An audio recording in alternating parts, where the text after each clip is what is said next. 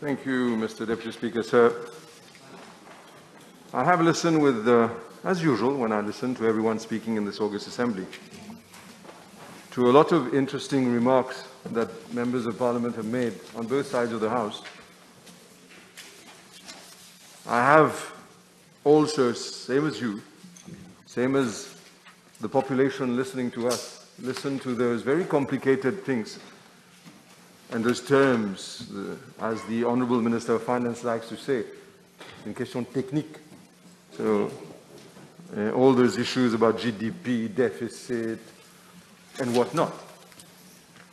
I see that on the other side and on this side, accountants, on the contrary, are so used to those terminologies that they feel very comfortable.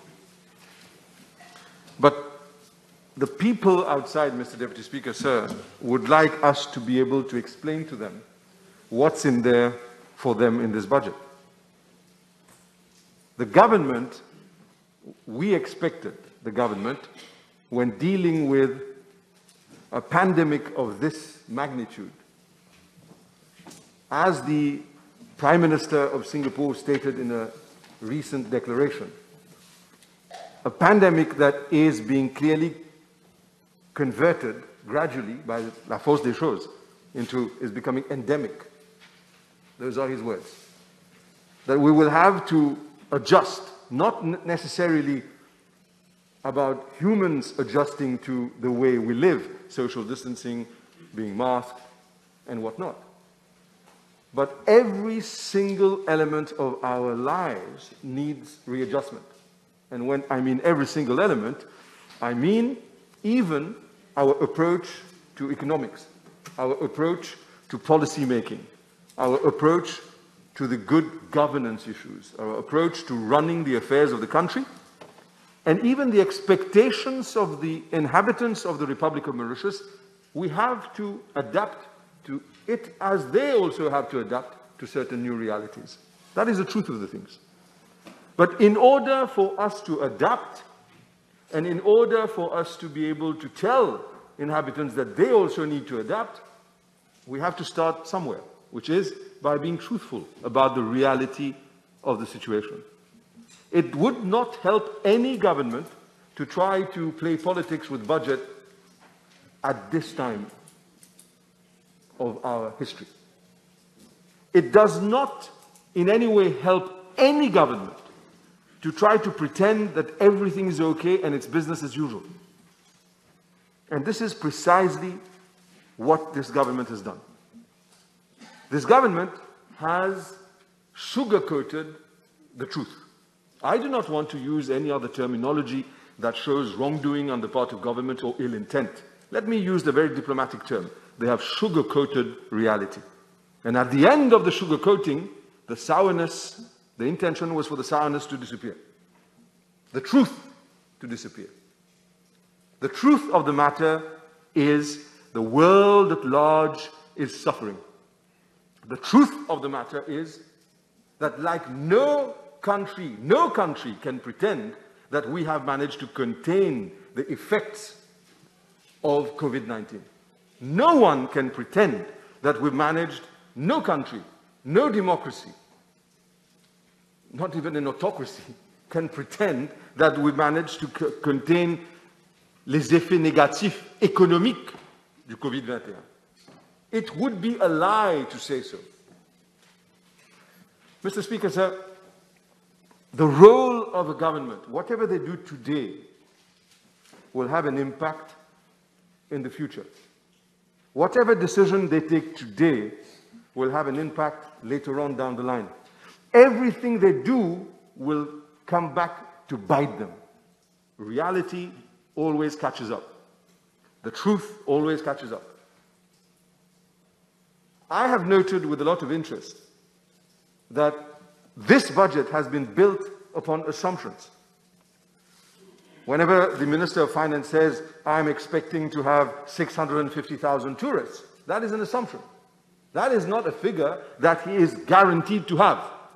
No Minister of Finance can come and say, I am guaranteed to have 650,000 tourists a year. Impossible.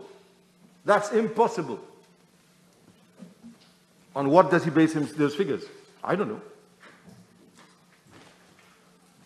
That there was a need to reopen the economy is a fact.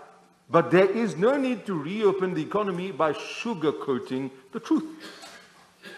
It's based on the assumption that those 650,000 tourists will indeed come to Mauritius, that they will spend X amount of money, they will contribute to the economy. It is also built on the assumption that we will see 9% growth. And that assumption is also based on other assumptions. It's not for no reason at all that we find in columns of the budget that a lot of figures are simply estimates and revised estimates. That is the truth. It's also based on the assumption that we will not have a new wave of infections of COVID-19. It is based on the assumption that we will have a proper vaccination campaign. It is based on the assumption that we will reach herd immunity sooner than later. It is based on the assumption that there is no additional burden that will be placed on taxpayers' backs and shoulders because of mismanagement on the part of the government. Those are all assumptions. And the proof of the pudding is in the eating. Let me establish for you today how this Minister of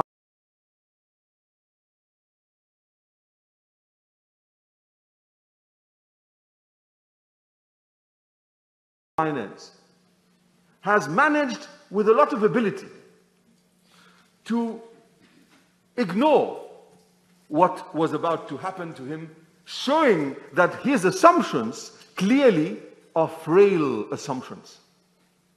If we are to believe him, then we have to look at what he has done in order to see whether his track record shows that his assumptions are correct.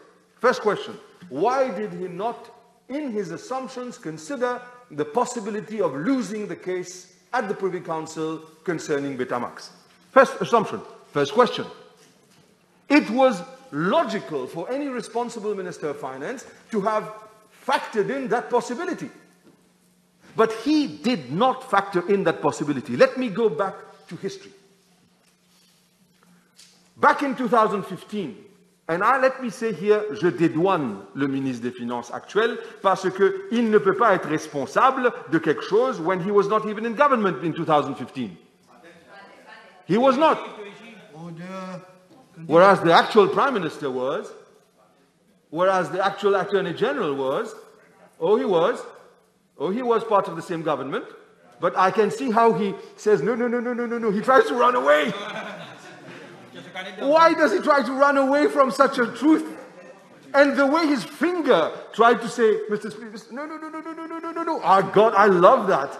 But then again, was it an astute use of the finger? That is something else. What about Honorable Dahlia? Wasn't he not part and parcel of this whole issue? Let us not forget about those amazing speeches that he pronounced. Let us not forget, wasn't Honorable Kalichern part of the play? I see his silence is quite amazing, interesting, hiding away behind his mask. I thank him for the social distancing, but I invite him not to social distance himself from the responsibility that he holds. Do not take distance from that. There is what we call collective responsibility. If certain people, I cannot also blame the Deputy Prime Minister, because in those days he did not form part of the government. He was, on the contrary, outside, criticizing what the actual government was doing. Silence. I love that. Let's look at this honorable member who reminds me of what Honorable Ariram does. He speaks faster than he thinks. And that's dangerous. That's dangerous. And to even call him Lucky Liu could be a compliment. To speak faster than you think is dangerous. I cannot blame Honorable Ramano, because he formed part of this, the good guys, may I call it. He was on this side, criticizing what the other people were doing, because he was dead against what was done before Betamax. He was dead against the rash acts and doings of the government of the day. Today he sits there and he keeps quiet. But I guess I am impressed by his staunch morals. Once upon a time he was against, now he keeps quiet. He cannot say he's for. Good. I cannot blame Honorable Jagat Pal. You know why I can't? Because he's got enough on his plate. He's got enough on his plate to be blamed for. So why should I add to his burden? Let's look at page 25 of this judgment. Let me remind you that this government, headed by Sir Anirudh Jagnnath, together with the actual Prime Minister, Pravin Kumar Jagnnath, the same people who were in charge of the kitchen then still responsible. Maybe they have gone up in the hierarchy as far as kitchen hierarchy is concerned, but they're still there. Those people in 2015 decided to come to TV, have a press conference, and shoot down a contract between STC and Betamax. They called it unlawful. They called it illegal. They accused the Labour Party of having stolen money. This provoked the arrest of the leader of the Labour Party through provisional charges for supposedly having used his office for gratification. They went on and arrested then Honorable Bechu when he was minister. And they made politics about this. They tried to convince la population que le Parti travailliste avait fait quelque chose de mal. Que le Parti travailliste avait fait quelque chose d'illégal. And then, when they won their appeal at the Supreme Court, they made politics again, coming and going for press conferences and showing how the Labour Party was wrong, the leader of the Labour Party was dirty. But when you read the judgment here at page 25, let us see, is there anything illegal that was done? What does the Privy Council say? The Privy Council, I quote, says, it says it here. The board will nonetheless set out the reasons for its view that arbitrator was correct in the conclusion he reached, that the contract of affreightment was exempted from the Public Procurement Act and the Public Procurement Regulations. And I read, look at that. And there was therefore not illegal under those provisions. The Privy Council, the law lords say that whatever was done was therefore not illegal under those provisions.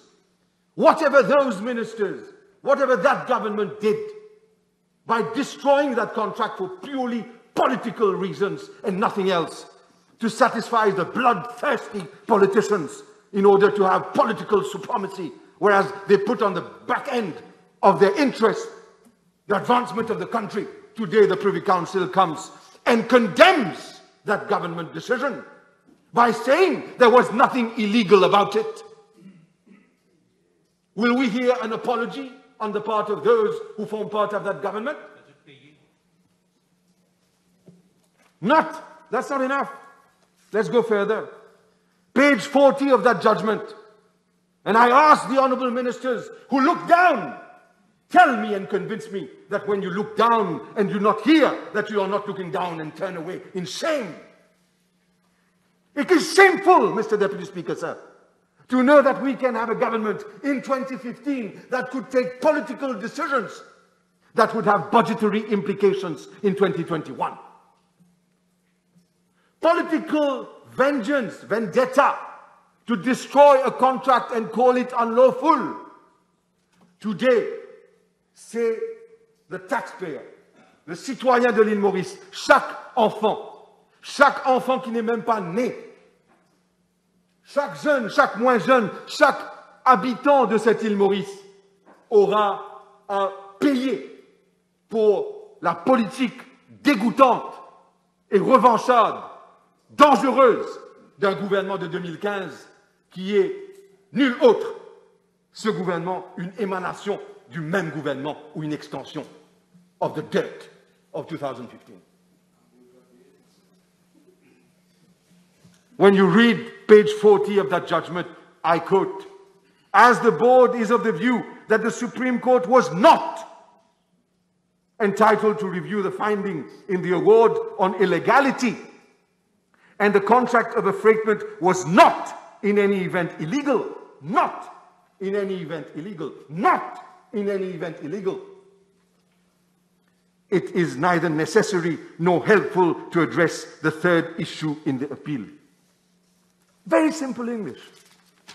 In other words, whatever this government, headed by Sir Anirudh Jagannath, Minister Lakshmana Raidu, Minister Ravi Regadu, Minister Pravin Jagannath, Minister, all of them who were there, of members, part of the executive, they were all wrong. And when they told the people of this country that the Betamax issue was unlawful, they were not speaking the truth, because the truth is in fact and finally in the judgment of the law lords of the Privy Council delivered today, le 14 juin 2021, and it is at the same time a finger of blame towards this old government.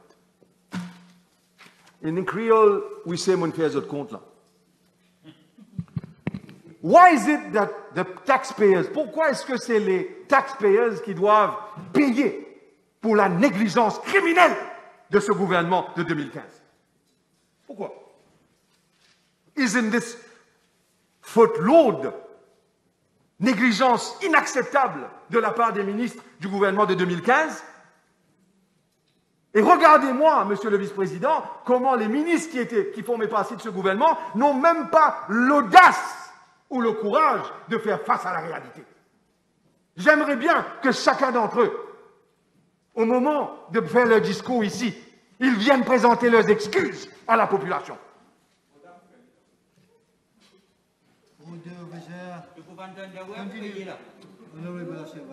It would take 53 years for every single minister, every member of government, who would accept to be honorable enough to be responsible for that wrongful act, de payer pendant 53 ans leur salaire de ministre, mensuellement, pour arriver à un chiffre de 4,5 milliards. 53 years. Mais au lieu de cela, ils vont simplement se servir de mon bon ami, le ministre des Finances, et se servir de son ingéniosité et de sa capacité de jouer avec les chiffres, capacité que je n'ai pas, parce qu'il manipule et maîtrise avec une certaine dextérité les techniques économiques que je ne veux pas pouvoir maîtriser, parce que it's beyond my capacity, and I do not want, even if I had that capacity, I would not go his way, and I'll get to the second stage of my intervention to explain why. They will use him in order to come and take the blame, just like they used Honorable Jagat Pal to come and change a decision for a fact-finding committee. But then again, if you have dignity, you resign. If you don't, you don't resign. Il faut tout pour faire un monde. So, let's look at them. And I'm happy Honorable Kalichan is here, who's a good friend, who's known in the public for someone who does not hesitate to have proper, constructive debates on issues. And I'd like to underline that. And I'm not saying that to embarrass him, even though if you may feel embarrassed, that was not my intention. Because very often people don't like it that on the other side we can have debates with people on this side, specifically me. But anyway, I guess they're afraid. Now, let's look at the document, because the minister has another assumption, Minister of Finance. The Minister of Finance says that there are only 52,200 unemployed in Mauritius and not more than 9%. Okay. I put it to him, Mr. Deputy Speaker, sir, that his contention is fraught with irregularity and inexactitude. That is also me trying to be diplomatic. Last year I would have used another term, but I think I have to be diplomatic. When you're fraught with irregularity and inexactitude, you know exactly what it means. But when you do it en connaissance de cause, that is the danger. Let's look at the first document. The document Labour Force Employment and Unemployment Year 2020. And this is from the statistics of Mauritius, and I'm going to use that document to prove today that what this government, headed by Sir Anirudh Jagannath's heir, the actual Prime Minister, said is not true. And I'll say how. I put it to him that today we have almost 100,000 people who are unemployed. 100,000 people unemployed. On a à peu près 100 000 chômeurs à l'île Maurice, et je vais le prouver en utilisant ce document, qui est le document produit par Statistics Mauritius du ministère des Finances. Look at the first document on there. The first document, which are the key figures. And it refers here to the figures of 2020, labor force of which employment. And it says here clearly that there has been minus 33,400 people. The net change in employment level here, and it shows it's equal to employment creation minus employment losses. So are there or are there not figures produced by this government to show that there are employment losses? Yes, minus 33,400. That's in 2020. Those are official figures. This is clearly, Mr. Speaker, Deputy Speaker, sir, an underestimation. And I'll say why. Because those figures concern January, do not concern January to June 2021. Those are figures that were produced by government for last year in 2020. But the figures of this year, interestingly enough, are not produced. So it is logical to conclude that more destruction of jobs have occurred, more than 33,400, if you include the 6 months of 2021. Now, with regards to the other issue, employment to population ratio, there is another issue there. What is employment to population ratio? I'm reading here a document from the ILO, and it says here, a high ratio means that a large proportion of a country's population is employed, whereas a low ratio means that a large share of the population is not involved directly in market-related activities because they are either unemployed or more likely out of the labor force altogether. That is the definition that is given. And then let's look at another part of that document, and I read, the employment to population ratio provides information on the ability of an economy to create employment. For many countries, the indicator is often more insightful than the unemployment rate. Why do I say we have to look at this figure first? Because the unemployment figure is easy to manipulate. And I say it is being manipulated by this government in order to hide the truth and to sugarcoat the reality. As it stands here, using this document from the ILO, I go to the other, which is employment to population ratio, that shows a massive drop of minus 3.6. There has never been, in the past 20 years, a drop of that magnitude. A drop of that magnitude clearly indicates, according to the document of experts of the ILO, and not politicians here who have an interest of their own to serve and who manipulate figures, it says here that if you have, it shows the ability of an economy to create employment. So here, this is the truth. The Mauritius is unable to create an employment. C, let's go to another issue now. Employment to population ratio. It shows here, as I've said, the massive drop that has never occurred ever in the last 20 years. You look at the statistics of the last 20 years, it has always been in the region of 0.4, 0.5. For the first time ever, it's dropped by minus 3.6. That shows that this country is unable to have jobs for our citizens. That's the truth. So you cannot manipulate that figure. Thank God. Next issue, which I think is very important to talk about and to use their own figures, Mr. Speaker, it's the following thing. The unemployment figure of 52,200, it's important to say that also that excludes 2021 figures. The Honourable Minister of Finance should walk and go to the redundancy board once in a while. The Minister of Finance should maybe go, instead of his own office and meeting big corporates, go and see how les travailleurs de ce pays sont en train de perdre leur emploi in mass in masses. How fathers and mothers, les parents, les jeunes, les moins jeunes, les artisans, tous ceux de ce pays sont en train de perdre leur emploi. Et c'est une réalité. And when you add their own figure in that very document of statistics, Mauritius, outside labor force, of which potential labor force, 42,000. An increase by 39,600. And what is exactly potential labor force? It shows here that those were people who are not in employment. Why does the Minister of Labor and the Minister of Finance together agree with something that is so totally inexact and hiding the truth? Can you imagine a record increase of 39,600 for people who are outside labor force, of which potential labor force, and it is explained as potential labor, refers to persons not in employment and who were not actively looking but were available for work. En d'autres mots, ils étaient sans emploi. And when you add the 52,200 to 42,000, it's 94,200 unemployed people in Mauritius today. That is the reality the Honourable Minister of Finance cannot run away from. And the truth of the matter is, those are figures of last year.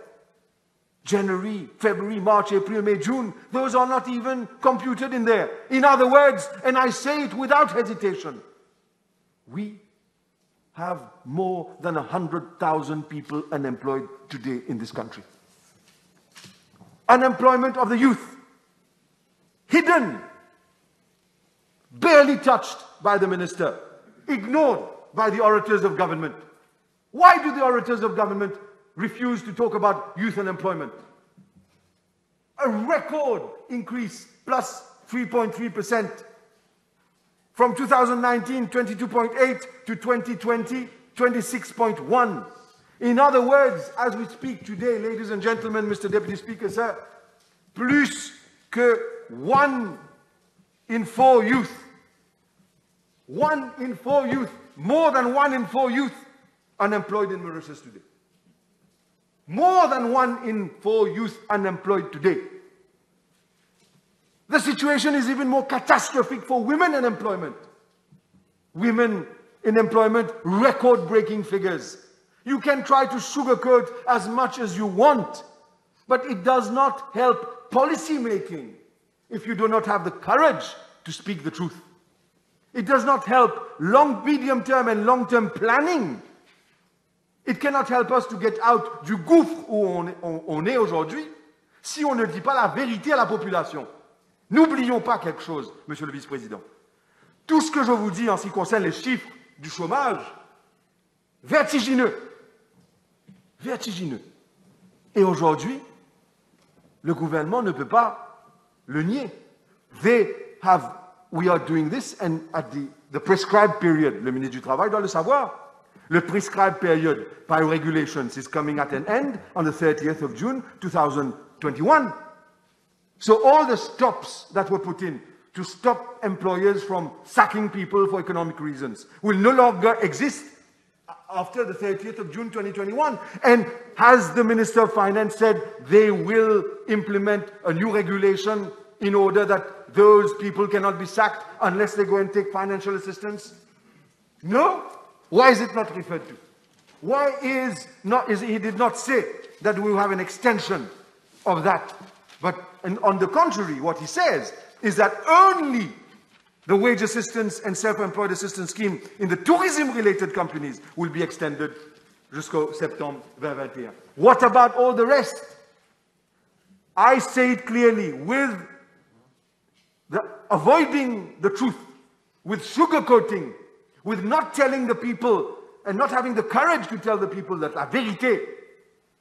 As from the end of June 2021, the figure of more than 100,000 chômeurs va augmenter de façon vertigineuse, and we're going to hit the 150,000 chômeurs in no time, because this government did not have the courage to face la vérité en face. But instead, as the Honourable Leader of the Opposition said, they chose to sugarcoat in order to prepare a re-election in 2024. That's all their interest. It is not the interest of the people. They will not even sacrifice power for the benefit of the country. They will concentrate on the necessity to retain power, even if it is au détriment de la République. So, when I hear those speeches of the young members of parliament from the other side, posterity will run after you one day. History, people will run after you one day and tell you, why is it that you did not have the courage to tell us the truth? Something else I'd like to also say.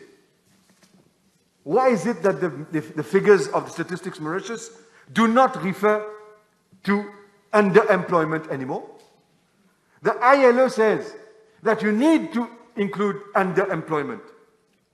I'm referring today to the document of the Mauritius Commercial Bank Focus. In 2018, we had labor underutilization of 168,000. Underutilization of 168,000. And how do we get to that figure? And I think that the Honourable Minister of Finance honestly will be interested to know that. Underemployed in 2018, 124,900, plus 40,100 unemployed, plus potential labour force, 3,800, is equals to labour underutilisation de 168 800 en 2018. On est en 2021. Le underemployment aujourd'hui, wrongful use of resources, in other words, you cannot create employment for those who are qualified. They have to accept any employment. Underemployment. Not an efficient use of your resource. Mismatch, not addressed by the Minister of Labour ever since 2015. So many years have passed. Today, on a un underemployment de beaucoup plus de 150 000 citoyens. On a un unemployment, d'après vos chiffres, de 51 200, de 52 200. On a un potential labour force de 42 000. En d'autres mots, quand on ajoute tout cela, on est à 244 200 of labour underutilization. Peut-être c'est trop technique, Monsieur le ministre des Finances. Mais cette technicité, quand on évite de le regarder en face, it is committing suicide, Honourable Mr. Speaker, sir. When you do not face the reality, you're killing the country. Yes, you may fool 1, 2, 3, 10. You may get re-elected, but you will be remembered, sir, as the one who did not look at reality and have the courage to take decisions. Why has the Minister of Commerce forgotten about something? On a le toupet de venir nous dire, Monsieur le Vice-président, que le prix des commodités, inflation is under control. Inflation is under control. On le va dire, tous ceux qui me regardent aujourd'hui, quand on va faire nos achats, on le sait que des articles, food commodities, on average, an increase of 20 to 25%. That is a fact in our bill. When we look at it at the end of the month, it has increased by 20 à 25%, ou même 30%. It's a fact. From milk, to meat, to chicken, dairy products, it's all increased. And we're going to have increase of fuel again, 2 rupees on each litre, to pay for vaccination, and the surplus is going to keep, and he's going to have, en d'autres mots, he didn't tell us about that, and maybe because of Betamax, il faut mettre encore 2 roupies ou 3 roupies là, pour pouvoir payer les erreurs du passé de ce gouvernement. So, Mr. Deputy Speaker, sir, we have people outside of this assembly who can't afford to eat properly, who can't afford to eat as they used to in the past. Their children have to sacrifice themselves because of la cherté de la vie. That is the reality. As I said, the bread and butter things, as my honourable friend, Honourable Boulel, always says, the bread and butter things in politics, nothing else. Emploi, coût de la vie. Today, when the Honourable Minister of Finance sends his officers at the end of the month to supermarkets to have a survey, at the time when supermarkets are having promotions, and you're going to have a manipulated inflation figure. Very good. Maybe that will satisfy his ego. Maybe that will satisfy the ego of the Prime Minister, Pravin Kumar Jagnnath. Maybe that will satisfy those who are behind the curtains. But the reality is, et même aux jeunes membres de l'Assemblée nationale, même s'ils sont de l'autre côté de la Chambre, je ne mens pas quand je dis que la vie, la cherté de la vie, is a serious issue today. You cannot pretend that it's not. You have to face your constituents. Every one of you have to face your constituents. We have to face our constituents. And the common denominator is employment and a lack of ability on government to create productive industries. Nothing in the budget to create employment. You talk about pharmaceutical industry. You're talking about manufacturing vaccination in Mauritius. When will that see the day? 2 years, 3 years' time? With a tax holiday of 3% over 8 years? What will this bring to the country? Friends of government will have the contract. Then what? No transparency. MIC will put in money. Then we can't put questions in parliament. No transparency, no accountability. This is what you're telling us will create employment. So I say again to members of the other side, the young backbenchers, I am not taking away from them their right to love their party, their loyalty to their party. I salute you for that. But I ask you that you should show loyalty to the people first, not party politics. The people come first, not the party. The people out there, you will need to answer those questions. Why is it that no jobs are there? Why is it that decisions were taken to indebt each child, even the unborn, by almost 5 billion rupees, and the interest is going up every day? Why did you keep quiet and sit down and, in other words, participate to the crime? You will have to answer one day. Maybe not now, maybe in 5 years' time, maybe in 10 years' time. Your names will be written not in gold, not in gold. So, Mr. Deputy Speaker, sir, let me say that I've reached, you see, I'm looking at Honorable Ariram here, and it reminds me that he also was sitting down next to the former Minister of Commerce, saying how happy he was that the Labour Party was wrong and government was right when he won their case at the Supreme Court. Press conference. I remember him. What's he going to do now? Have a press conference? Maaf kar dijiye humko. Humne galat baat bola. I was wrong. Forgive me. And that is a very interesting remark. You see, if we have remarks of that nature, then our country has a bright future. You see, the bright ability of this person to contribute economically to the debate is amazing, Mr. Deputy Speaker, sir. That is what gives me confidence. You see? You see? So, let me say something else and I will conclude on that. Let me conclude on that, Mr. Deputy Speaker, sir. When I say that we need to put country first and party last, I'm very serious about that. When I say we need to put country first and party last, I'm very serious about that. Has anyone been found guilty of anything? Let's talk about the BAI case that you belong to. And when you sat in the Bank of Mauritius accepting all the wrongdoing. You wanted me to come after you, I'll come after you. You are also party of that. That's the problem. When you have people who do nothing else. Nothing else. Hold his leash. Pull the leash that's around his neck. Can I continue, please? Can I continue? Honorable Ashyavadan. That's the second time I'm calling your name. Don't put me anywhere. Hey, Honorable Mohamed. Honorable Mohamed. Honorable Mohamed. I'm here to regulate the conduct. Please let me. Thank you very much. Please continue. I'm concluding. Yeah, and address me. Thank you, sir. Thank you very much. So I'll address you, sir, because, I mean, you understand the concept. And I know for a fact that you understand the concept that one has to put country first in moments of such difficulty of COVID-19. No, don't go about like what I understand. No, all right, fair enough. Fair enough. It's a debate. Let me just say, I hope we all understand that. Yes. Okay. When I look at figures in this budget, for me, I'm convinced about one thing. There is the need, as a lot of experts say, that audacieux. Audacieux, why? As I've started out, and I'll finish on that same note, there is the need for us politicians to be able to show that we cannot simply divide the public sector and the private sector in terms of treatment.